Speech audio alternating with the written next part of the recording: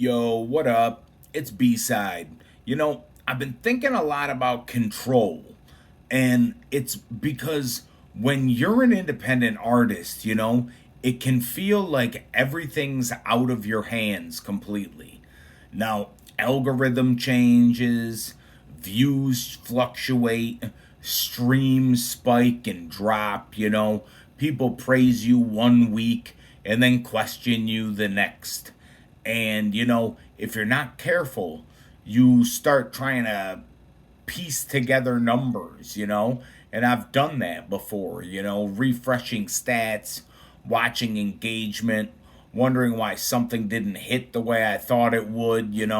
But the older I got, the more I realized how little of that actually is mine to control.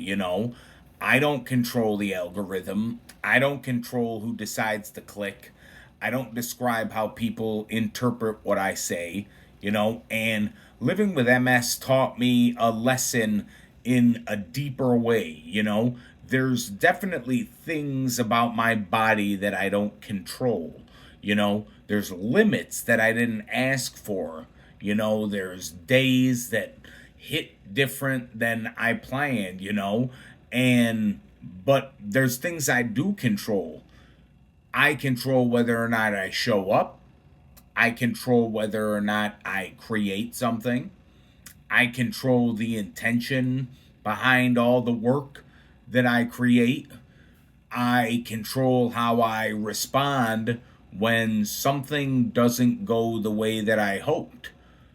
And when I stopped trying to control everything, I actually felt stronger because control isn't about forcing outcomes.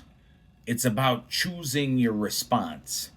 It's about deciding who you're going to be regardless of the numbers.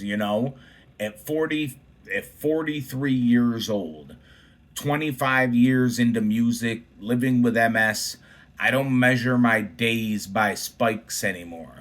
I measure them by consistency.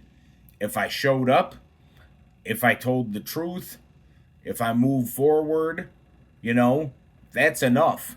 And if you're in a season where everything feels unpredictable, and maybe that's the shift, and you need to focus on what's yours, let go of what isn't, because you're giving up. You're not, and it's not because you're giving up. It's it's because you're conserving energy for what actually matters, and that's all that matters. So stay strong, stay wicked.